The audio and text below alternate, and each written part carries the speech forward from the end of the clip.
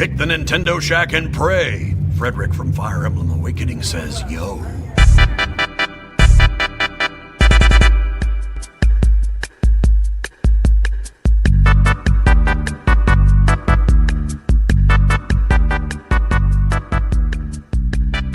Greetings, Kooplings, and welcome back to the Nintendo Shack. My name is Donnie Reese, and we are still on Kara Watch 2019 as she continues to move into her new bungalow, her new McMansion. She's been sharing all of these pictures this week of her new game room, which I'm sure she's going to do I'm expecting her to do like some sort of streamer video tour, like some sort of YouTuber Cribs thing, where like she does like video editing, like she opens the door to her house. She's just like, oh, hello. Let me come and show you my gaming room. She'll do it up with lights and all that.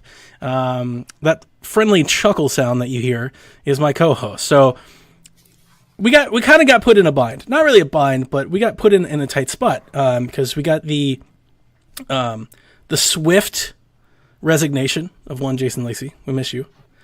And then Caroline had to move, and she was all like, I'll do it. And I was like, there's no way. If you've never moved a house before, I don't think she realized. And every day she pops into Discord, and she's like, oh my God, my life is hell. And we're like, yeah, you're moving. But yeah, we raised the banner, and I was like, look, Nintendo podcast family, we need some help. We need some stand-ins. And of course, the Nostalgia Crew came through in the last 2 weeks. And then Pat came. What's up, man? Yeah, Pat from Nintendo Talk here. First time on PSVG. This is good, man. Yeah. You've been on my channel, so that's fun. Thank you for having me, man. With Joe. And then Joe and the Gurinator. Oh, God. He who will not be named. Not him. No, he was on when you were there, or no? Was that during No. Yeah, that was, I guess, during the death period of one Nintendo guru. But yeah. So you guys do great stuff, and I obviously liked having you guys over. And we wanted to have you guys over, before. Schedule's never really lined up. Plus, we've been like moving kind of what we've been doing. We've been Fridays, we've been Wednesdays, we've been Saturdays. So that stuff happens. And but I really appreciate you coming in and filling in, standing in, and, no problem, man. Dropping by the shack, if you will. It's been a big help. You got a really good show. We got a lot of really good listener questions to get through. How many we get through them is going to depend, because we just kind of had I don't know if I call it a bombshell, because we've definitely been expecting something like this. We talked about this a few weeks ago, but we see it now. And I've seen it for all of 6 seconds, and I have lots of questions. Same here. So yeah, let's jump into the show. But before we do, we have to thank those that keep the ship afloat. All of our Patreon producers. So again, Coach Hulk, Edwin Callow, Devin, Kevin, Chris, Kyle, Joel, Professor Switch, Josh Borboni, the Bonesaw, Barry Cathcart, and Paul Calicote. These guys they support everything we do at PSVG at the producer level. Obviously, we thank all of our patrons, but these guys go above and beyond, and we really appreciate it. And they're the ones that make Shack Life have its own feed and Board of Video Games and PSVG Prime and everything. And we wouldn't be here without you, so we appreciate it greatly. Sorry, I'm a little flustered. I've got all this news. I'm still worried about our stream. When we started our stream, if you see me, I keep looking over here. I keep looking at it. I'm waiting to see, we're still green? We're still green. I haven't dropped any frames. They'll let us know. Let us know in the chat. Let me take a deep breath. I get because I'm always like producer, so I'm always the one doing the stream, doing all the setup and all this. So typically when we have issues like this, I can go quiet. Caro and Jason can keep talking while I work on things and start chatting. And anyway. We start every Nintendo Shack talking about what we've been playing. So if you allow me, I'd like to start. And I just because I'm going to be really quick. Played Travis Strikes Again, the DLC, which came out last week. You can play as Shinobu now. She plays just like Travis. She has her sword, which is nice. It's more like a katana, but you still have to recharge it for whatever reason. You're pretty high on that game, right? I'm a really big Suda fan, and I really like Travis Touchdown, and I like a lot of his games. So I wouldn't say I'm high on the game. I realize it's like a smaller-ish B tier title, but I really enjoyed my playthrough. If you're not like a Suda 51 fan, I couldn't recommend it. So much of the narrative is Killer 7, Killer is Dead, all of that stuff. I did like a 30-minute breakdown on Shaq like 6 weeks ago Oh, about damn. everything about it. Yeah, because I mean it's so much. It's basically like a Suda 51 love letter. It's everything he's ever done is like is Easter egged in the game. And if you have no idea, you're not going to understand. There's like a talking cat. You're like, what the hell is going on? I have both the games on the Wii. I've been interested, but it's just like it is kind of steep and I know kind of what I would be getting myself into, so I'll try it out. I think I got through in 10, 12 hours. Pretty quick playthrough. Pretty simple gameplay. Pretty quick, easy to pick up and play. Multiple difficulty levels. Ultimately, what I want to say about the DLC pack is I went through the visual novel with Batman. I mean, it was okay. It had Easter eggs and things like that. It's just nobody should buy this DLC. Like if you're getting, I mean, if you're getting it with the game, if you bought it physically and you're getting it with the game, then sure, by all means, go mess with it. But like Shinobu doesn't have her own levels. She doesn't have her own story. She doesn't have like her own power ups. Like she's basically just a character model, like a character skin.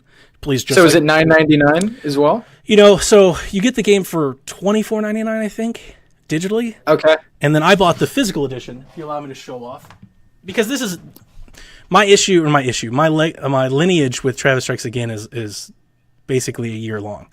At MomoCon last year, I got to interview and meet Suda 51.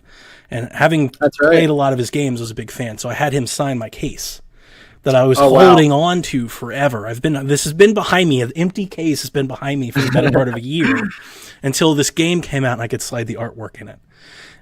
So I've got history with the thing that makes me terrible judge. I'm like a terrible reviewer for you because like I love the game and the characters, and it's a cool series, man. I love it.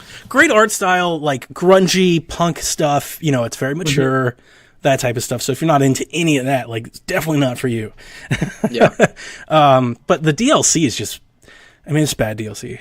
And I say that like loving it the most I can. I just like for folks out there like you, like consumers that have no idea what's going on. It's a character skin and it's like 10 pages of like literally you have to read through like cuss words and very minor like character development. Like only the chorista fans would have any interest at all. Yep. So that's it. Continuing on with this downtrodden week that I've been playing. I picked up Sports Party. Are you familiar with that? Is that like a minigame compilation? It's like it's Ubisoft's take on like Wii Sports, kinda. Okay. So this came out late last year. At like $40, I think, and I was like, and I think everybody was like, that's insane. This game isn't worth more than $10. It was about what I paid for it. The only reason I picked it up is I got a GameStop.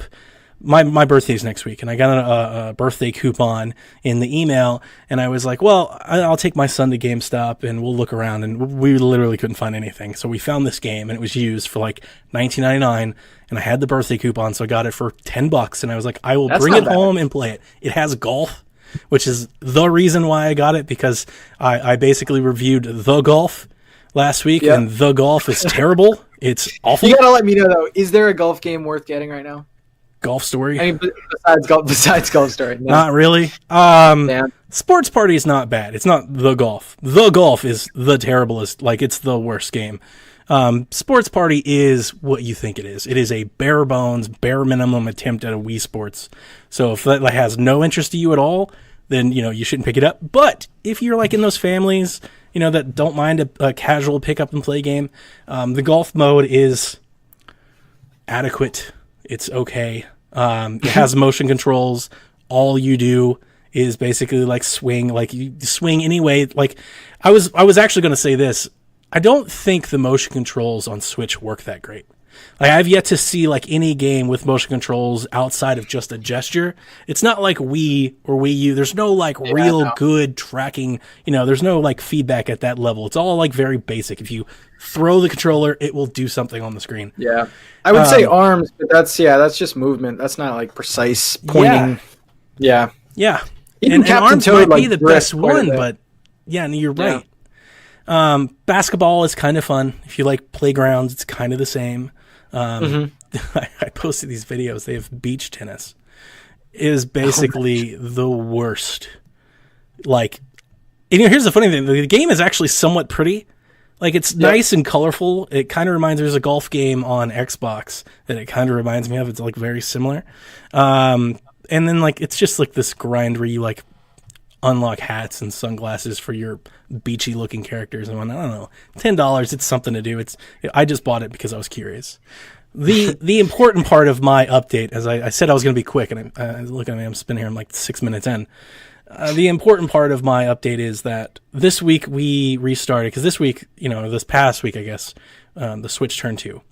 And we started Shaq Returns to Hyrule, which is what we've been talking about on the podcast for like maybe the last 12 episodes.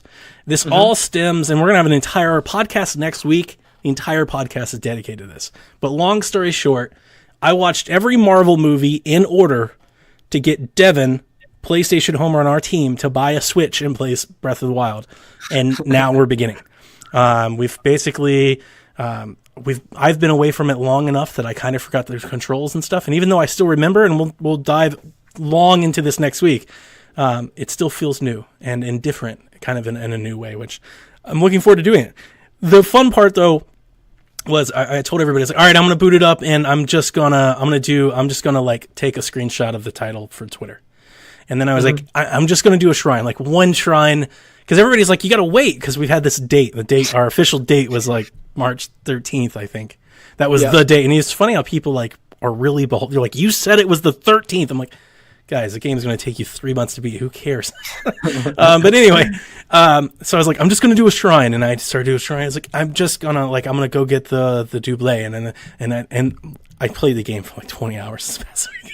It's so good though, man. You can't play for like an hour. I kept playing and I eventually like they saw me and they started seeing like, they started seeing the hearts that I was posting in screenshots. They're like, what are you doing? I was like, all right. I'm gonna stop until the podcast. I was like, but just know that like, this is what you've done to me. You've unleashed me back into this world, and I'm having a lot of fun in a different way. So all you Shackers out there are listening, we return to Shack officially next week, and I think like half of PSVG is playing it with a slew of other people. We have a Discord tag dedicated to the event. We have a Discord room dedicated to the event. We've seen 5 or 6 new Discorders show up specifically for this. They're seeing our tweets. They're seeing our GIFs and our images, and they're like, I want to do this with friends. So that's what we're doing. And we've got people playing for the first time, people playing for the third time. We got folks playing from different stuff. We're taking questions and all that. So next week, Shaq Returns to Hyrule. If you want to ask us Breath of the Wild questions, that will be the week to do it. I'm sorry for talking so long. Patrick, what have you been playing? Oh, man. I've been playing some baseball, surprisingly. I thought I would never say that again. But yeah, RBI Baseball 19 is out on the Switch and other platforms. It is a minor improvement from last year. I feel like I'm the only one that's like rooting for this to be great again. So many questions. You are not. There is a good 5 of us in the PSVG Discord that really like sports games, and we've all tried this on different consoles at different times. I own last year's on Switch. I own the year before it on Xbox. Like, I've tried it because I think your biggest point is this is really our only avenue for licensed baseball. And the best baseball game that I've played since Power Pros on Wii is Super Mega Baseball. And Super Mega Baseball is amazing, but it doesn't have the license. And if you're a sports fan, that hurts. Like, they need the license. You need a license. So I've got lots of questions about MLB or RBI Baseball, man. Yeah, I mean, it's my favorite so far. I mean, compared to 18 and 17 was really bad. But 18 improved a little bit. 19 visuals is the first thing that stuck out. But like I said, I made a review. I put a gameplay video up today, but the big thing is commentary. There's no commentary. And it's weird, too, because, like, RBI Baseball, they work directly with it. Like, it's produced, I'm pretty sure, by MLB Network. Yeah. And you have, like, a ton of commentators and stuff like that. So that's my biggest gripe. I mean, it's buggy, but it's also a $30 game. So, it's to be a little bit expected. Okay, my issue with RBI Baseball last year, and the reason why I didn't buy it this year and jump in, was RBI Baseball last year, I felt like it was kind of like a game of chance. I could hit the swing, and it like even got to the point where my timing felt really good. I could always hit it, but whether it was a home run or a single or double, I had no idea. It's just kind of like hit the ball and you see what happens. I know what you mean. And there was like some rubber banding. It felt like, like you'd hit 2 home runs on an inning and you'd be up 5-1, and all of a sudden there's a 4-run inning, like the next inning. So like it's almost like expected, which I did not like. but it's also not the experience I want the game to be. I want to have arcade baseball. I want to feel like triple play, like Power Pros. I want to be able to dominate my competition if I get good at the game. It's a sports game, and this run really doesn't feel like it. Has that changed at all? It's changed a little bit. I mean, you can kind of see if you hit the ball square on, like chances are you're going to get a home run. I'm seeing a little bit improvement with my play, but like you said, like I've never, thought that I was going to dominate my opponent. It's always like, am I going to win? So it kind of feels like a game of chance. Like you really don't know. Yeah, it's all team based. I mean, that's pretty true with any sports game, but like I feel like I can't really lose with like the Red Sox or the Phillies or something like that. So I'm enjoying it so far, but I literally bought a PS4 last year for the show. So that's kind of where I'm at. I'll get the show, but yeah. Anything else? I did enjoy your review, by the way. I watched the whole thing. I actually saw your commentary on the review, and actually we talk about that too because I was going to write you back, and I was like, you know what, he's coming on the show. We'll just save it for the pod. Yeah. So you posted a review about a sports game that got a lot of coverage or got a lot of attention, and you were like, maybe I should do more reviews. We used to do reviews, tons of them actually. We did. I don't know. Kevin knows this number off the top of his head. I think we did like 200 reviews in a year or something like that. We did a ton of reviews. We used to have a database and everything. We did them all the time. It's just a lot of work.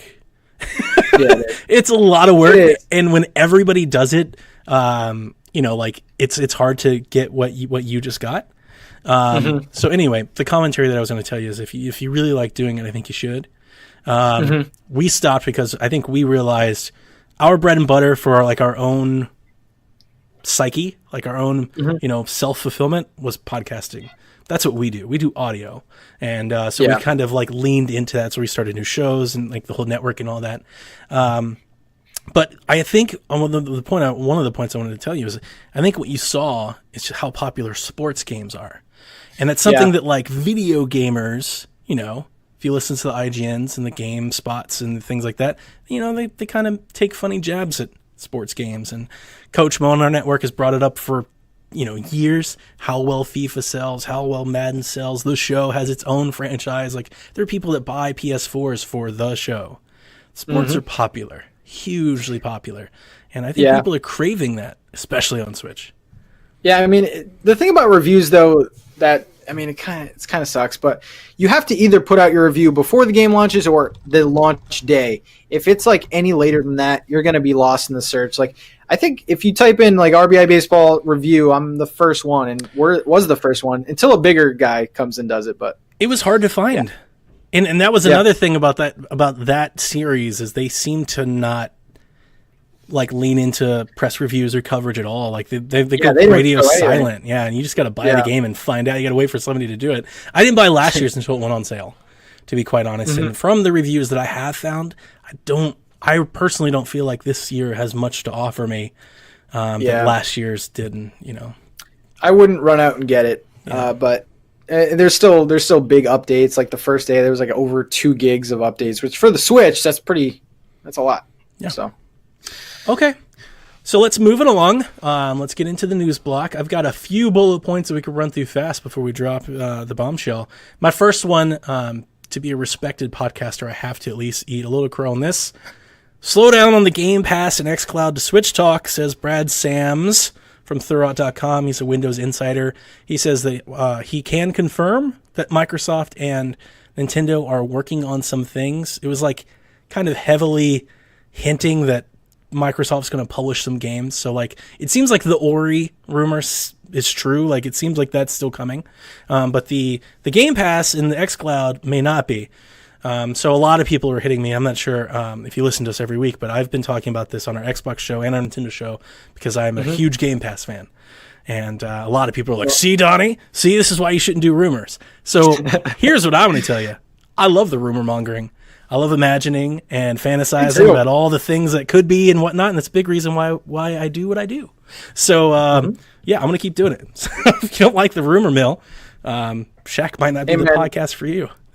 As long as we're closer to getting Cuphead, because I let it go. I had an Xbox, got rid of my Xbox, and then Cuphead came out, and I was like, damn. I think it's happening. And I said this in our Discord. I still think it's going to happen. This report aside, it may not happen now, it may not happen next year, but I definitely think this is the trend that the industry will go in. I think Microsoft, because of their power of software and systems, will be the at least the trend setter, the initial push, and I think it makes a lot of sense for Microsoft to partner with them. I think before the Switch ends, you will see Game Pass or Microsoft streaming on it. That's a prediction I'm happy to stand behind. That can be my what did Colin Moriarty say that like I still like remember from him? He said something like the Vita was going to kill the 3DS, and he's had to live with that for like 6 years. So that'll be mine. You can tell me 6 years from now how wrong I was. I'd be happy to, but how's that Game Pass, Donnie? I want to believe. So I'm still going to keep believing. Kid Icarus and Star Tropics are heading to Nintendo Switch Online March 13th. These games doing anything for you? Not really. The fact that we're not getting 3 anymore is kind of the thing I'm mad about. But wake me up when other consoles come. Yeah. This is interesting. Night Drive Studios is bringing Turok to Nintendo Switch. It's coming for $20. It drops March 18th. I have this here. My bullet point was, does that mean we're going to see System Shock, Turok 2, or Forsaken come? That was my question to you, but it's already been answered. They already said that Turok 2. Yep. I'm pumped for that. It's kind of steep price-wise, but... It is, yeah. Because they have remastered it, but it's not like a modern game. What they've done is they've taken the old geometry and they've just like up-resed it all. So it looks super crisp and clear, and the draw distance is like infinite, but it's still like a 64 game. I think we've been conditioned to pay, what, $7.99 for those for the last 10 years? Yeah, $7.99, $9.99, something like that. So I'm going to put Turok 2 on my wish list and wait for a sale. But I'm definitely going to get Turok 2. I got to cerebral bore somebody and type in some cheat codes and shoot some folks. I was saying on Discord, even if it's just to like, nostalgically walk around for an hour, I think it's still worth it. I'll do it for that. Trine 4 was announced for Switch. It comes out this fall. We've been talking about the Trine collection. I beat Trine 2 with a friend. It's a really good co-op game if you can play with friends. That's cool. It looks really good. It's really pretty. Tetris 99 is dropping the Maximus Cup event on March 8th, where you can play, and whoever gets the most first place votes, the top 999 of them. So if you win, whoever gets the most Battle Royales, Tetris 99, top 999 get 999 gold coins. So they give you $10. What time are we living in right now? That's cool. What is this? That's really neat. I like it. That's Tetris really neat. is awesome. And it's free. So you can play for free. And if you're really good at it, you can go actually earn some money. Could you imagine that? You got this free game and then they gave you $10 for playing it. That's a whole new, there's a question that we can talk about that here in a minute. All right. So the reason I've been dominating and reading these headlines off fast is I'm trying to make time at the end of the show to talk about this. 5 minutes before we started, this news dropped, and Caroline, who's in our chat and lovely, jumped into my notes and started typing notes for me. Nintendo just announced Nintendo Labo Toy-Con Kit 4 VR. We've been talking about this. We talked about this, I want to say 3 episodes ago, when I said something like, we all know that a VR cardboard thing is coming, and we talked about whether or not we thought it would be or not. So we've seen it. They have it up right now. There's a starter set and a blaster, and then there's like 2 expansion sets. Patrick, what do you think? I don't know if I'm still speechless. This is crazy because like very early on when the Switch came out, there was this Photoshop thing where it was like a VR headset and everyone was kind of speculating, and then we kind of stopped. What we're seeing now, I mean, you can see it on the Nintendo website. It's kind of crazy, man. There's what, like 4 SKUs going on here? Yes, I've got some thoughts, but I don't want to dominate this entire conversation and try to get us here. So we've got the starter kit, which you get the goggles, and this very like Google Cardboard-esque thing. You get the Toy-Con blaster, which is this gun-like thing. The next set comes with a Toy-Con camera and an elephant, which is like a kaleidoscope with like this trunk-like extension. And then the Toy-Con bird and wind pedal come in another set. So this is like 3 Labo sets that you could buy together, or you can buy them individually. Caroline did update our notes with the price. Thank you, Caro. The full set includes software goggles, and all 5 designs comes at $80. But you can buy the starter kit for $40. That includes the goggles and one of the designs and the blaster. So it's a smaller price. So it was one of the things that I was going to say is all of the designs are much smaller in scale than the things we've seen with the vehicle and the other thing. So yeah. I gotta say, I'm pretty interested, man. Especially the blaster and stuff like that. What I'm seeing now, though, I gotta stop thinking this, but like Pokemon Snap with the camera. I know this is gonna be like a generic-y Labo software, and that's I think the thing that's true. We could get a Pokemon Snap. Pokemon did say they're working on other things. Could be a cheap little Labo edition. Could be a cheap edition. It may not be the grand world, but maybe it's like think of like a Pokemon Rumble art style that you can view in a viewfinder type thing. I mean, I don't think it's crazy. That's the thing, though. It's like I think the main thing that's held Labo back is the software end of it because it's fun to make. It's fun to like show people and stuff like that, but like there's no substance. At least that's what I'm taking away. I don't have Labo, but from what I've seen, it's very like, okay, our 15 minutes is over type of thing. So yeah, it'd be interesting. I mean, it's probably going to be some kind of a Safari-esque Pokemon Snap thing. That's kind of what I can look at. The blaster could be anything.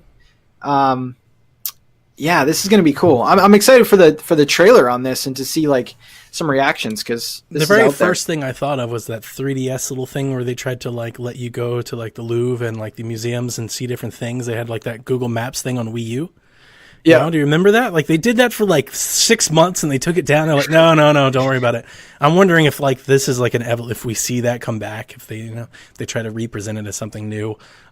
With this being VR based and like with all these different designs, I want to know if this is something that they'll kind of continue to support. Like, do they have like these small VR like experiences, like a PS4 VR where they've got a ton of these like little free demos where you can put on your helmet and see a beach or something like that. I mean, I think what we talked about when we were talking about this idea, what we said was no matter what they do on the cardboard side, like this is not going to be VR. You cannot slap a tablet in front of your eyes and it be VR. Yeah. What it's going to be is kind of the illusion of VR. And if they can make it fun, I think actually the example I use is I would totally walk around like Peach's Castle in Mario 64. It's same graphics and everything. Oh my God. But I would totally do that. I would do that in a heartbeat. That would be cool. I'm kind of curious to see if maybe we get some kind of functionality with like Doom or Skyrim. I know that they have VR versions. So maybe. But it's kind of cool to see the camera and the bird in here. Like those were showed off in some previous trailers for Labo. So yep, I'm curious.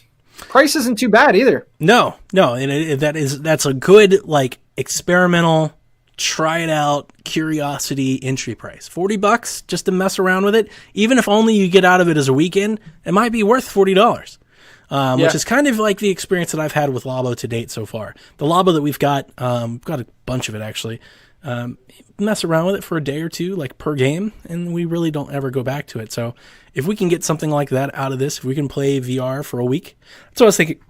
Ongoing support, like maybe they drop like $2 little episodes of something, throughout the year would be really neat. Yeah, that'd be new for Labo, and I think might give Labo some legs. So the first point that I got when I looked at this box art, the first thing that I took notice of, and it's actually goes back to Caroline's point with this, is she thought that Switch tablet was too heavy for something like this. And I wanted to point out that in all of the artwork that's being shown, everyone is holding the VR with their hands. That's true. Yeah, this is very much like a kaleidoscope thing that you're holding and looking into, like a viewfinder. This isn't like a helmet that rests on your head. So I don't know how much you'll be able to do, if anything at all, with your hands, with Joy-Cons or anything like that. So for anybody that hasn't seen this yet, don't think of it like PSVR. That's not that. Think of it like, you're holding a viewfinder or something, like Virtual Boy, and like you're looking into it and you're holding it. Maybe you can move or whatnot, but every picture on all of the marketing has them actually holding it. So that's true. Yeah.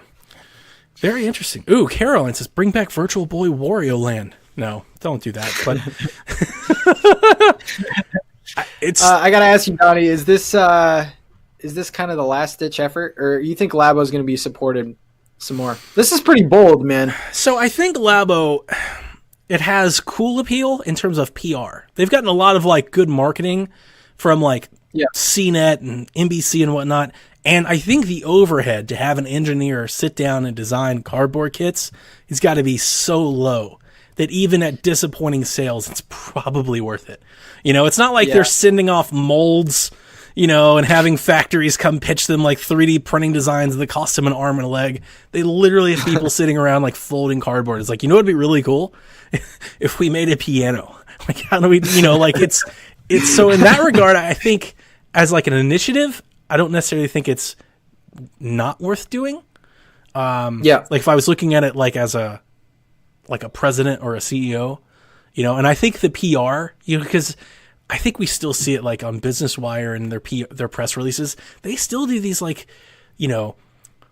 California schools, third graders adopting Labo curriculum. They still have these types of things. And I think that's good because it makes them the family friendly console. But now, is there a date on these? Is there? Yes, the date is April 12th. I want to say yes, April 12th. Oh wow! So it's just a few weeks out. So you go out there and pre-order it. And I mean, for those of us that still have access, the Best Buy rewards on $40 is like $32. You save $8 if you still get the the little discounts. And I'm sure, like last year, instead of buying them all new, I waited until Black Friday, and I got them buy one get one.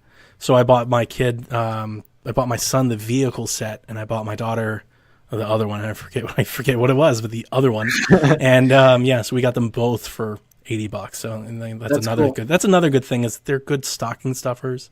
Like small things that you can kind of throw together. I'm interested, man. This might be the Labo kit to do it. They're just not for. I still don't think they're for like. They're not for us. Yeah, they're not for video gamers. They're not for like 28-year-old gamer, like that's not what this is for. All of the pictures show like these little kids and stuff. Mm-hmm. Go ahead.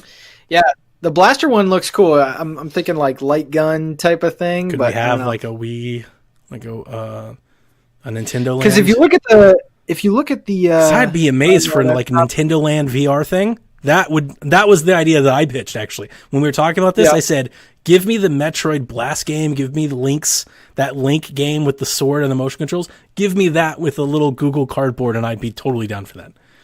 Because I'm trying to look at the blaster box. Is that the IR sensor that's pointing out of the cannon?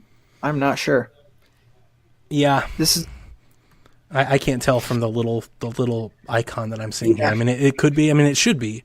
I think what they're probably doing is you've probably got your Joy-Cons on the Switch, and based on like the gyro where you're aiming the gun is probably what's going on screen. I don't know. But the blaster seems like it would have most video game appeal. Yeah. Than the camera. I don't know what they're going to do with a wind pedal and the bird. I don't know what that is. I'm not too crazy about that, but Ubisoft had that VR bird game that they showed, which basically became in Odyssey's like the bird mechanic of opening your map. Maybe they could do something with that tech. I don't know. It's probably gonna be like a flying simulator. I don't know. That's kind of cool though. Yeah, but yeah. This will be interesting. I'm kind of on board with this. I don't have VR, and VR is kind of a steep price. So I think that kind of has something going for it. I think there is some appeal there too. I definitely think there's a curiosity appeal with something like this because you're cheap. You're just cheap enough that, my in-laws, for example, they bought that like crappy VR stuff from like Walgreens that like you put your cell phone in. They bought one for everybody. Like everybody in the family. They were like, everybody got stocking stuffers of those this past year. I'm not saying everybody's going to go do that, but you got to think somebody's walking through a toy store and they're like, oh, that Switch? My nephew's got that Switch thing. Let's get in this VR box. That looks cool. It's got a gun in it. There's definitely some appeal there with that too. I have to think. Maybe not That's big. Wild. I think, I guess to wrap this up in a bow, I think this probably has more appeal than anything Labo has done thus far. Yeah. I mean, I'd say probably the car is probably the thing that sticks out to me. I mean, especially with the Mario Kart and building the tracks and stuff like that. But yeah, definitely this. I just think I'm interested. It just being VR related, like VR is like a catchy buzz term, that's the industry. VR, like that's the next thing. Google Glass and HoloLens and VR, and like now Nintendo's gonna be like, yeah, we've got cardboard VR. It's kind of weird because Nintendo usually makes the gimmick. They're not usually chasing the gimmick. So that was actually what I brought up with my when I bought PlayStation VR this past year. It was actually the thing is I commend them greatly for it being innovative. And that is very much like a Nintendo thing. Like typically Nintendo is the one jumping into something, but I think the cost of the unit and everything, Nintendo could never sell anything like that. But PlayStation VR is pretty cool. Like that Moss game is really neat. But ultimately, like there's just not enough games on the horizon. I thought it was worth the investment, and I moved on from it. But this is very cool, man. Just a few weeks away. So we got, because I said last week I felt like there was going to be a lull here because we get Yoshi in a few weeks. And then we get nothing until Box Boy. And well, now we use something. So now you get Yoshi in a few weeks, and then VR, and then Box Boy, and then May comes, and there's a ton of stuff. Like every port of every game comes out in May. It's like play Saints Row 3rd again until E3, and when hopefully the first party stuff starts to hit. It's exciting. Have you heard of Xenon Racer? Are you a racing fan at all? I do like racing games, but I have not heard of that one. Yeah, Xenon Racer this month, the 26th. It looks like the most impressive racing game so far. It's like futuristic-y, arcadey. It's like Tron. Definitely check it out. Yeah, I think it's kind of steep though. I mean, they're treating it like a big game. It's like $50, I think. Oh, I gotcha. Yeah. Oh, it does look good. I don't know sure what the screenshots I'm looking at are on Switch or whatnot, but it looks good. I give it that. It does look good. It's got a nice visual appeal. Okay. So, anyway. That was kind of our news that I packed up. So we got through that pretty quick, which is good because we've got some questions this week. So I posted in our Discord. I was like, look, it's a slow news week because we didn't know this was going to come out. I was like, we could really use the questions to be a short show. And I got some really good ones I think we can chew on for a minute. All right. Okay. So I'm going to let you answer the first one. And as I look at it, I want to say James sent this to me, but I didn't write down who sent it to me. Now I feel bad. How do you feel about the rise of free-to-play gaming on consoles? Do you think Nintendo will have to change their business model to continue to compete against games that people can play for free? So I'm trying to think if Nintendo has... Well, Pokemon Quest, I guess, was their free-to-play. Mm-hmm. And then all the I like stuff. I like the trend. I feel like it's almost a way for the developers to kind of get away with a lackluster game, but like not have the critical aspect of it. I mean, of course, like Fortnite's popular, Tetris 99. It's kind of refreshing to just play a game with people and have it, no charge behind it.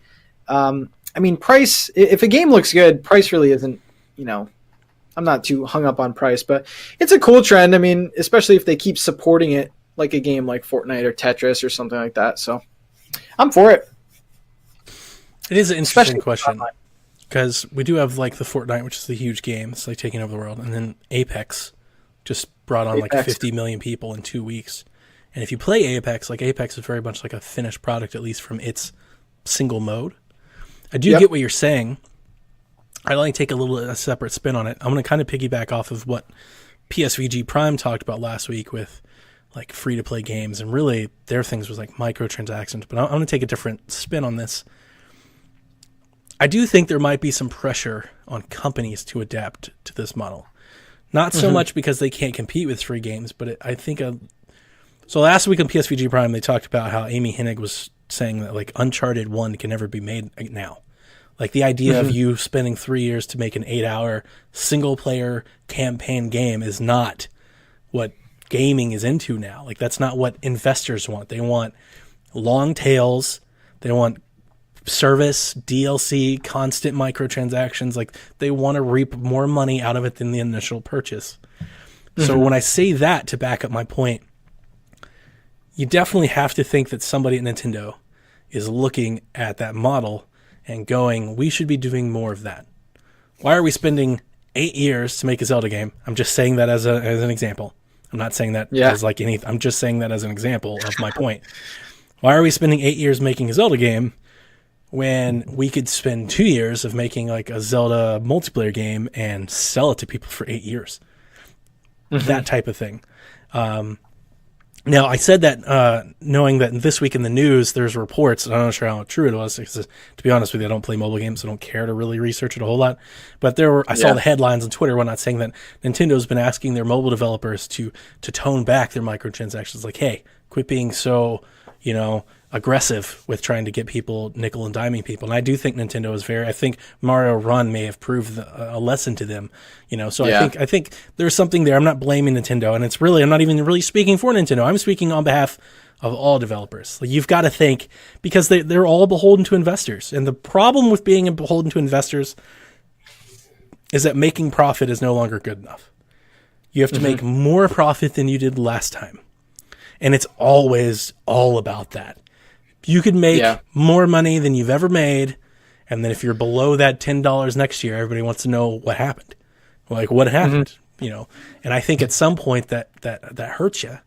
And I don't know. I definitely think, without sounding too alarmist, I definitely think like there's going to be like some sort of course correction in this. Because you got to think, like, a lot of big developers are probably going to start chasing this. We already see it. I don't even say start. We already see it. Ubisoft has been doing this with games. Respawn and Apex is doing it. Call of Duty's doing it. Like, everybody's already doing this. Eventually, the well's going to run dry, and we're going to start losing people because they made these bets. And then what happens? I mean, one game that comes to mind, actually, that now that you say things like that, Murphy's Law. Like, imagine if that was free to play rather than coming out for like $20 and getting blasted, man. Yep. That game just lived and died like a week. Yep. If that would have came out free and just kept supporting it, I think people would still be playing it, to be honest. Somebody would. And it's not that I have anything against free to play. Actually, I really like it. My son has his best friend lives across the street. They just moved into the house. They have video games, but they're not, their dad's not like me. He's not spending like his extra money on video games. So they have like some video games, but they don't have like the latest and greatest. Most of the time, I think they told me, they get like a game or two for Christmas. That's what they get. So Apex drops, and all of a sudden they could play Apex with Jack instantly, like the day it came out. That's all they've played for like a month. That's all my son wants to do. He just wants to play Apex because that's what his friends play. So that's a great thing. Definitely. Like, there's nothing wrong with that. That's amazing. You're getting people that don't have access to games. That's a wonderful thing that should be celebrated. I'm just saying that celebration comes at a cost. And the cost might be people like me that really love long single-player focused games. Like, 20 years from now, there might not be any of those. And if they are, they might be all like the indie level. Like, there might just be like a company that's like, we're going to make those games you used to love. Basically, like right now with like Metroidvanias, 8-hour solo campaign games might be the Metroidvania of like 2030. It's like a little indie game with like little indie graphics. You're like, you remember those games you used to live? Remember Uncharted? The games you grew up playing? We make those. Remember Mario? I know. It's like, I definitely think it affects multiplayer games more because, like, are you going to invest all this money to put out a $60, like, would Titanfall exist in today's, like, I don't think it would. And I think that's what like Apex is a response to, is that it didn't. So they maneuvered. And it's like, to bring it back into the Nintendo space, why make a Mario game when you can make Mario Maker? Yeah. Why make a single player Mario game? Why would you do that? I would say it's because you're great at level design, but that's not to say the other people aren't. Like, you could sell just as much by selling like little packs of levels that you buy and then letting people access the builder and then having online and tournaments. There's like a whole, if you look at how Nintendo could service a game, like treat a game, because I don't think this is necessarily a free to play thing. I think he's lopping free to play with like or at least I am, I'll put that on me. Lopping free to play games in with like these service based games, like, because they're not necessarily fighting for your initial purchase. They're fighting for like purchases over a year, over 3 years. Like, they want your time. They don't want you to play other games. They just want you playing their game all the time. You think about like Destiny and all that. Like, they just want you playing their game. And I think there is that comes at a cost. Like, somebody's just gonna get caught holding back. Somebody's not gonna fit in that model. Somebody gets left out. I don't think there's like room for everyone in that model. Think about like all the battle royales. You've got like Warframe, Fortnite, Call of Duty, Apex, Battlefront's about to do something. Like, what if Splatoon did something, right? You take all of those and you do it for 3 years, somebody's not going to be left standing. Like, there's not enough gamers to support those, if that's all they want you to play. So I think we just discovered the root of all backlog problems right there. It's just too many free, easy games to get into. Too many infinite games, and you can't finish them anymore. You just have to quit. You know, you just have to kick it like a bad habit and then go pick up another habit. Like, you can't just beat it and move on anymore. I think, yeah, you're definitely right there. Good question. I want to say, James, I'm going to give it to James. I think James sent it to me. If I got it wrong, correct me and I'll address it next week. I apologize, but I think James sent it to me. Kyle actually sent us the next one, and we've had it on the list for a long time now. If Nintendo could acquire the rights to an exclusive Harry Potter game, or an exclusive Star Wars game that they would have to develop internally, which should it be? So should they acquire a Star Wars or a Harry Potter game? So I think the idea is, like, there's an exclusive Harry Potter. I think this came out like when the Harry Potter game leaked. There's an exclusive Harry Potter game that they can just like buy. Like, it's there, you buy it. Or you can get the Star Wars license, but you've got to make it. And if to give you, to give you a little inside baseball, because Kyle and I have argued this a bunch. I think this question comes at like the guys that Kyle he fights for his stance, his opinion. I want to do him justice here. His opinion is that it's really hard to make a Star Wars game and appease the fans. That, like, it's like this finicky license that you can't, like, it's almost like it's a curse. It's a curse to even have. So what under that inside baseball, what do you think? I think we deserve a Star Wars game, man. The Battlefront games have just brought it a bad name, especially with like EA and stuff like that. Bring back the Darth Maul game. Whatever happened to that? But no, I think Nintendo and Star Wars, they could definitely make it happen. I think for just relevancy purposes, though, I would choose Star Wars. I mean, Harry Potter, though, it's still big somehow. Like, I don't get that. But yeah, I'd pick Star Wars. I want to pick Harry Potter just to not, like, just to be different from you.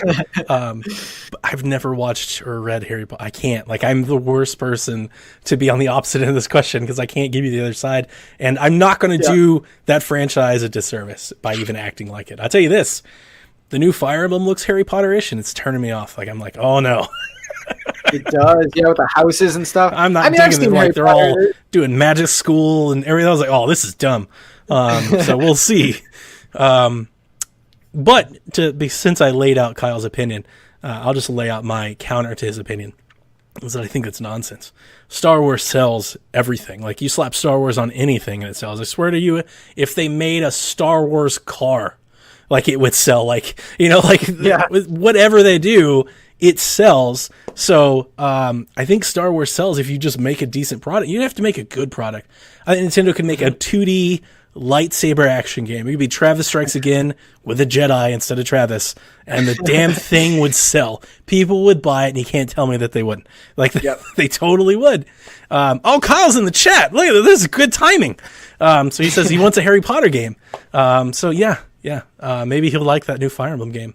I will say this. I went for pod racing. Pod racing was the thing I thought of. Ooh, pod racing. And that's the other thing I've said for the longest time. Like, so EA has the license. Why don't they just make the starfighting game? Why did I just Rogue Squadron? Just make that. Squadron, yep. Just make that. How hard is a template is that to make? They actually have it in Battlefront. They have the starfighting games. It's like the best part of the games. Just make that.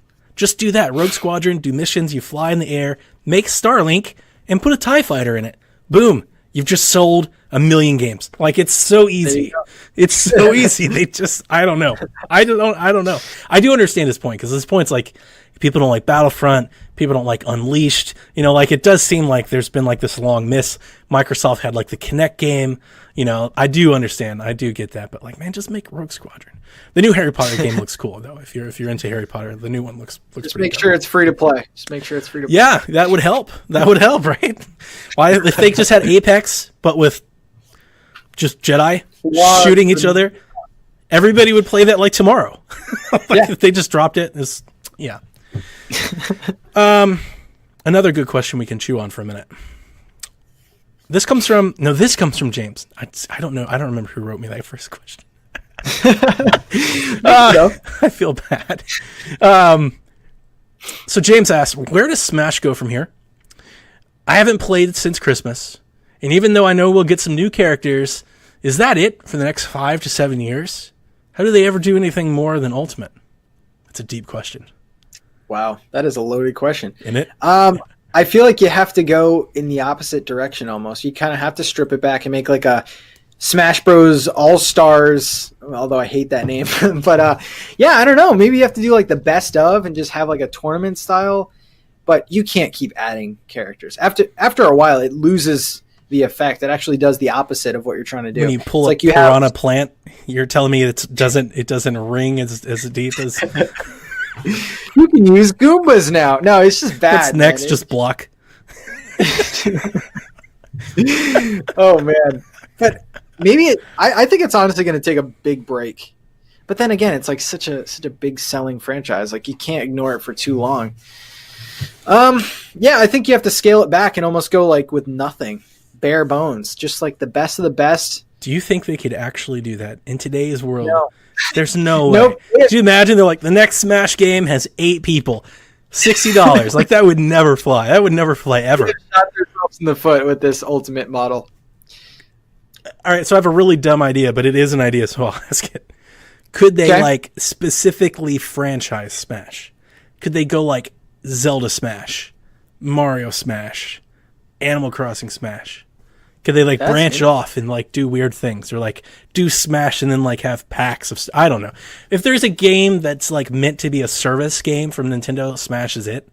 They shouldn't sell you Smash. They should sell you access to Smash.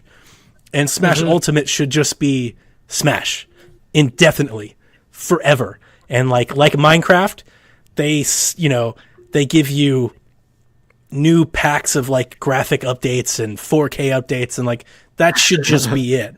Kyle in the chat says make it a 3D fighter. Yeah, I think they tried doing that with Pokken. I liked that. I kind of didn't like when Pokken went 2D. I kind of liked the 3D, but I wouldn't want to be that guy who has to come up with the next idea. I feel like they either go similar and just get rid of half the roster and put in a new roster. If they made it 3D, that would at least give them an excuse for doing something like that. It's not it's not the worst idea. I would immediately lose it. Like, I think once you go 3D, it's no longer Smash. No. Yeah. It's not Smash anymore. You can call it Smash, but it's not Smash. Like, the thing that makes Smash Smash is it's 2D, it's got 2 buttons and a D-pad. Like, that's the thing. So, yeah. I mean, you could effectively play Smash on NES if you wanted to. Like, you could do it. You know. Yeah. I honestly that's stumped. Maybe they just add in a new gimmick where it's just like a tag team type thing. I mean, I know they have that Smash. 3-on-3. 16. I wouldn't mind like Team Smash, like a Marvel Capcom type thing. That's not terrible. They kind of like what DBZ Fighters is doing. Yep. It is interesting. Bring back the level editor. That's a good one. I do love the idea that is that it for the next 5 to 7 years. Do you think you'll see another Smash before 2025? I will say no for the reason that they just took out Melee from Evo. I feel like they're pushing this to be like a Melee. Yeah. So I think they're just going to keep adding to it, which is scary because we're at what, like 75 characters? Yeah, and you wonder what the license is like, the Nintendo Switch 2 or whatever, like if they can do it again. I mean, I thought that they couldn't, and they did, so maybe they always can. You can always write a check. Yeah. You can always write a check and do whatever you want. And there'll always be characters, like even characters that aren't, like they could always, if they really wanted to, I think Nintendo fans are going to cringe, they could just start putting characters in that have nothing to do with Nintendo. There's a whole world of video games they can do that. It doesn't have to be so Nintendo focused. Yeah. And even on the Nintendo scape, like putting in a Piranha Plant, like everyone loves him. They could do anything. Monty Mole, they could they have so many characters in that whole universe. Zelda universe, I think, is underappreciated in there. I think the next Smash will just be this pretty. That'll be like Smash Ultimate 4K. And or like the top 100 or something. 3 new characters. I mean, you know what?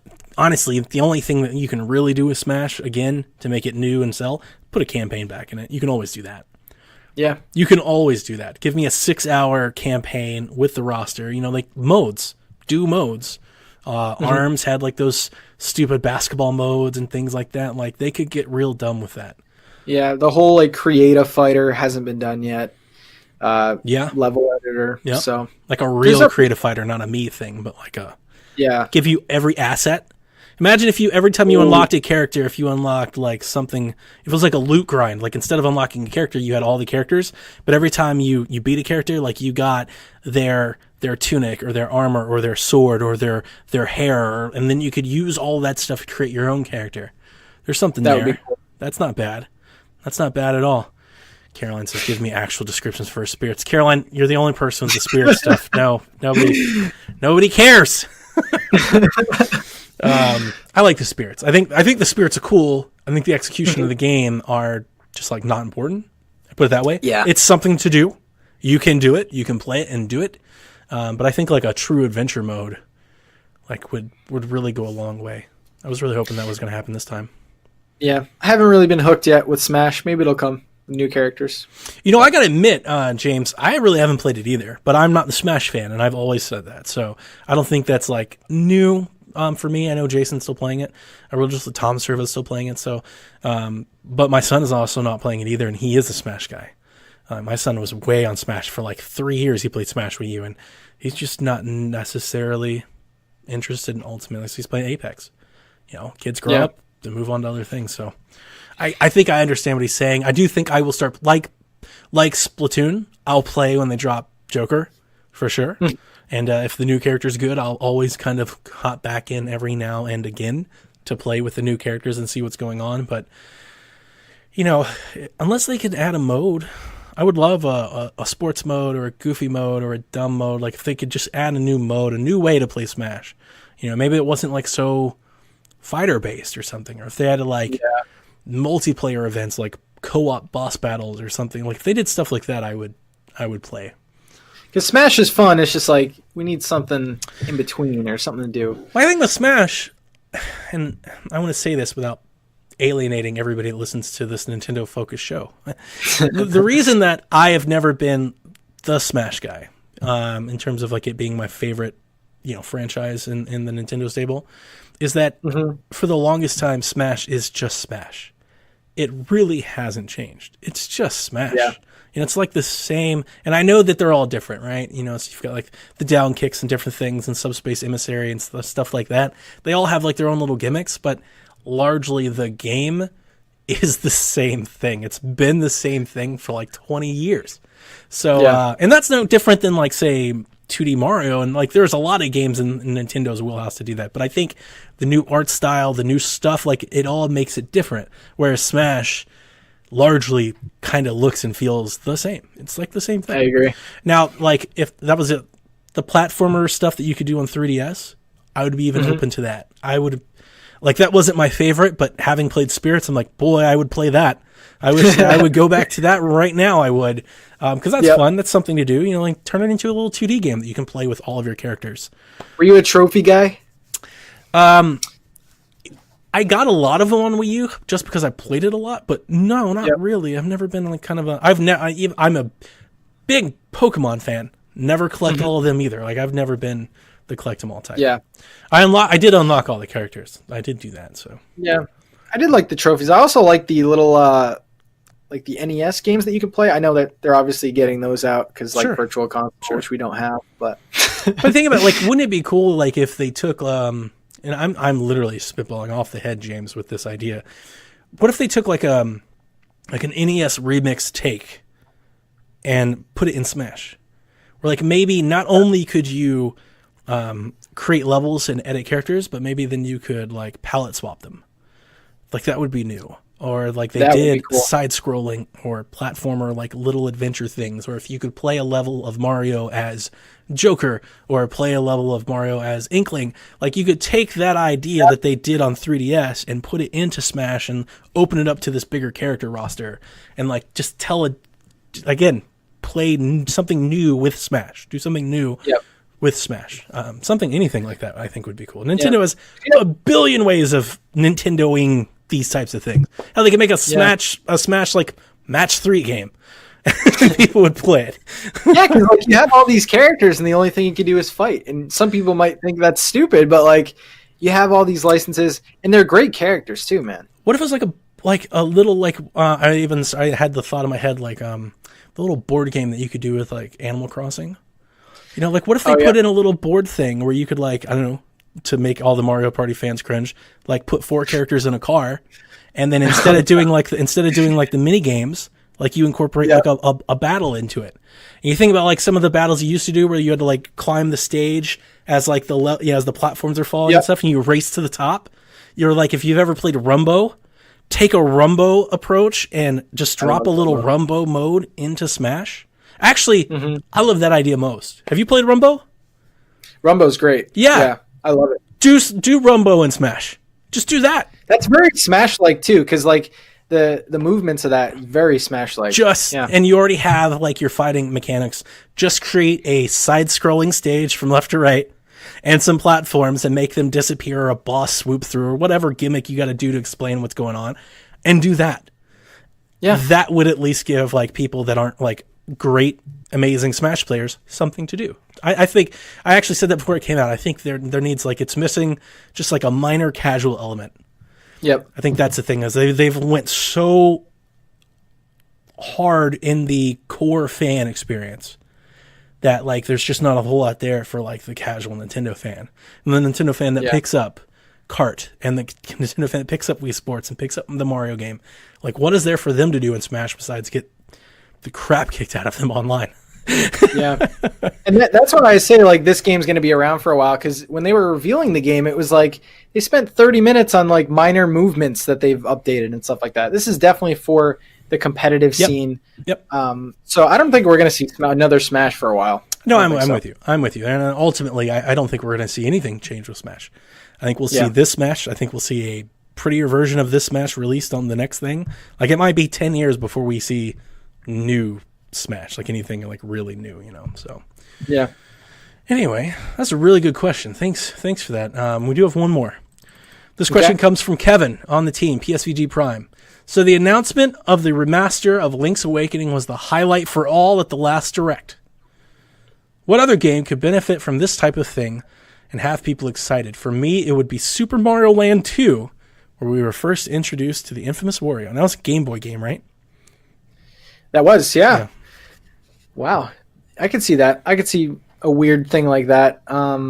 So he's saying basically picking a game and kind of doing the whole remaster. Doing a remaster, but I think he's specifically saying like giving it a new art style, not remastering it to like make it look cool, but like, you know, because Link's Awakening is like, that's brand new. I never seen anything like that before.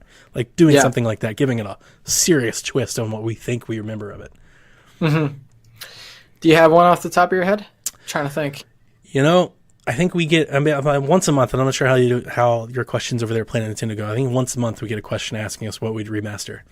I think I've lobbed off like 8 or 9 of them in the past year. So trying to sound unique, you know, we were talking about it actually today in Discord. We were talking about the original Xenoblade and how it could really benefit from a remaster. You could redo the looks or make it chibi or something like that. I was going to say like you could make it like more cartoony or anime-ish. I think you could go in that regard and really make it like really cool. Kind of like a transistor, like a Fire Emblem type thing. So that one's just the one that comes immediately off the top of my head. I'm always down for anything Zelda.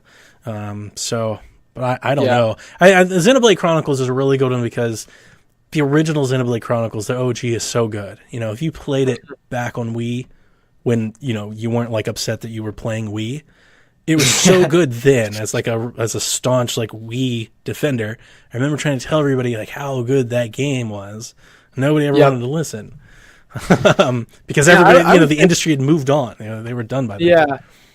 I would say more Zelda, man, because like everyone was excited. I mean, including myself, that Link's Awakening was announced. But then, like, I love the Oracle games, and those were Game Boy games too, and good those call. were so good. Yeah. Ages and so seasons. I mean, if you're gonna do this art style, maybe not exactly the same, but like Spirit Tracks. Yeah, Spirit Tracks. Yeah, dude, Spirit Tracks and that art style, I would be down for in a heartbeat. All right, I have my answer. Okay, Oh. Four Sword Adventures for the GameCube. So you have 4 people like all going in on this thing. Sure. They used, I don't know what they would use as like a peripheral, because you use the Game Boy screen like whenever you go in houses and stuff, and it would show up on just the Game Boy screen. But a multiplayer Zelda, I could definitely see that.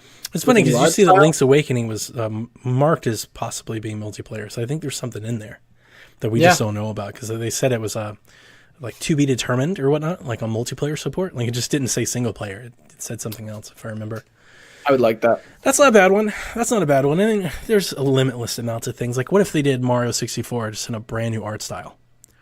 Oh my god! But like the same game, like as small as that game is now, right? Mm-hmm.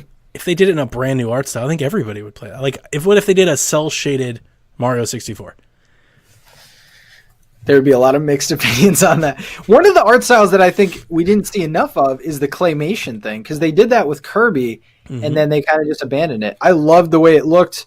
Too bad I was looking at the gamepad the most of the time, but yeah. I kind of, I'm not sure how you felt about Link's Awakening, but I kind of felt like that.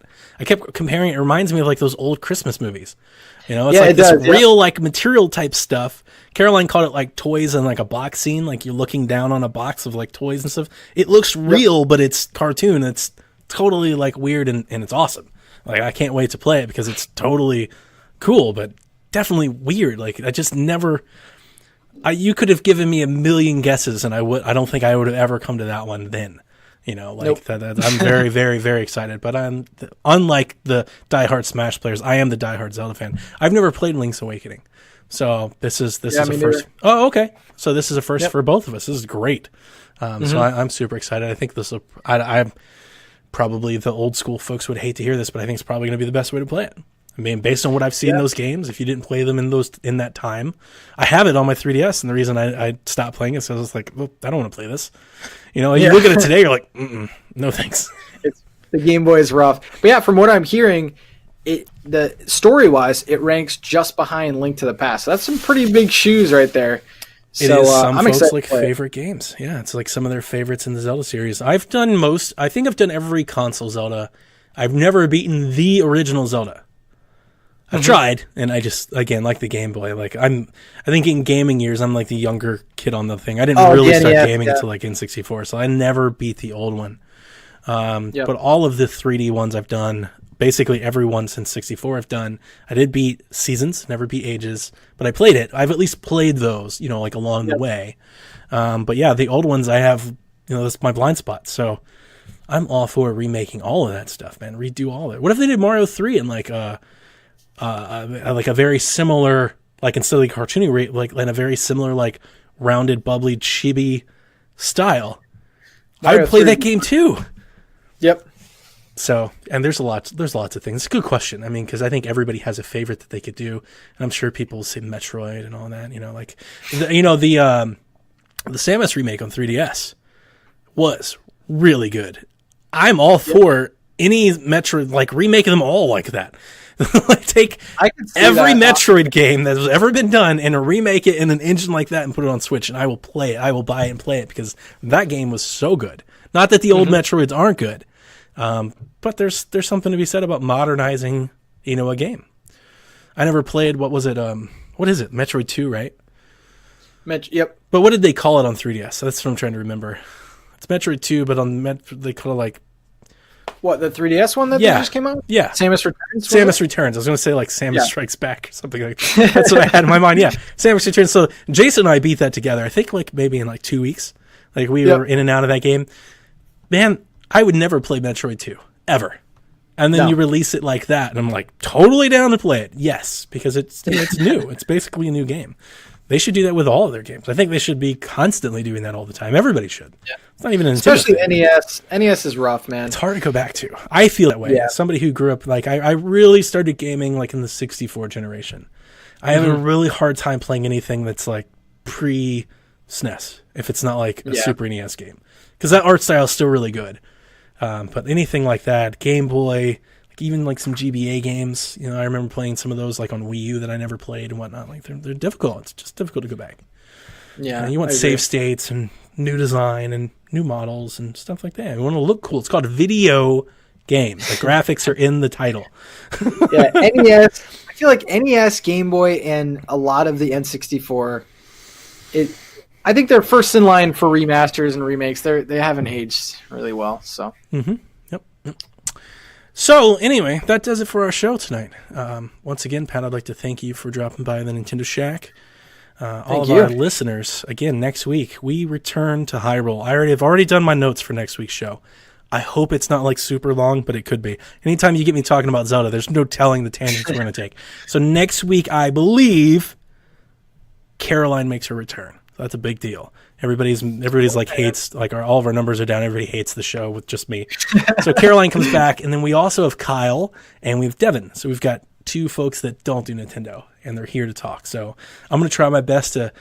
I'm going to try not to impose my beliefs on them, but I'm going to be here as a source of assistance to help them through, and hopefully that they will find the joy that I find in Breath of the Wild. Because I got to tell you, for the last 2 years, when we've talked about it, I've been like, it's probably my favorite game. I don't know. Like, I'm still not sure if I like it more than Wind Waker. I really love Wind Waker. Wind Waker's great. This past weekend, I played it again. Like I said, I played it for like 10 hours a day. I was like, this is my favorite game. I love this game. Like, Breath of the Wild is great. Like, so they haven't played it at all. Kyle played it for like 5 minutes. Literally for like 5 minutes. He didn't even do like the first shrine. Like, he quit on it in like 5 minutes. He was done. He was like, no, I'm not playing this game. And we're going to get into that next week. I think there's all kinds of reasons that I can drum up about that. There was this whole like PlayStation versus Nintendo, Horizon versus Zelda. There was all this stuff that I think we were caught up in. So now that we're all removed from that, maybe we can all like, put down our rose-colored glasses and actually like have a good debate and a good discussion. And like I said, hopefully I can at least get them to the joy that I get. Like, maybe at least get them to understand why I like the game so much. And then, that should be interesting. I'm sure Caroline will scream a lot. There'll be a lot of all caps, because we're talking about Zelda, and we do love the Zelda. And, the important thing I completely forgot to mention is, so the plan, so we're going to do this show. It's going to be all about Return to Hyrule.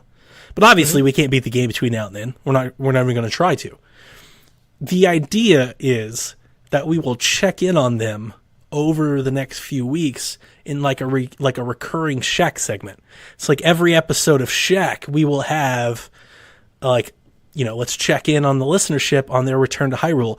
And listeners, if you want to get in on this, we're open to everyone. If you've got a frustration, a joyful moment, something you've rediscovered or discovered for the first time, anything at all, you want to record your thoughts, put them down on your phone, record a little voice message and send it to me, and we'll put it in the show. Like, that's kind of what we're trying to do. Or if we've got questions, like, if somebody has a question, you can send it in, do it in audio, and we'll try to answer it. And like, we're just going to kind of celebrate Breath of the Wild, I think, for like the next 6 weeks or however long it takes. And then when everybody gets finished or they quit, like, we're not beholding them to finish it. Whenever, then next month we'll bring everybody back together and kind of like close it out and bury the hatchet. So awesome. I'm really looking forward to it. But before we go, I would be a terrible host if I'm not already, by at least giving you the opportunity to let everybody know who you are and what you do over there at Planet Nintendo.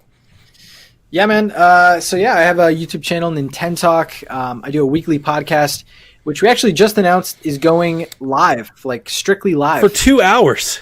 Are you sure about this? 2 hours. You can talk to Bobby for 2 hours. It's going to be rough. So every Sunday, 6 to 8 Eastern, we're going to have a guest every single week. So, double the show. It's going to be strictly live. There is still going to be an audio feed. And then I also post some reviews and opinionated videos over on the channel as well. Donnie was on PMP, so that was cool. I got to talk stock watch. That's what I remember from my appearances. We talked about stocks. I came in as your financial expert.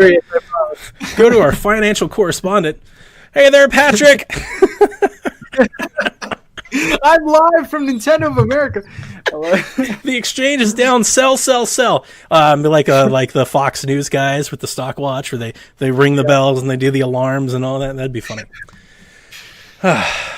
Anyway. Yeah, good times. Yeah, man. Thank you so much again for coming. And we will see you next week. Good night, Koopalings. Peace out.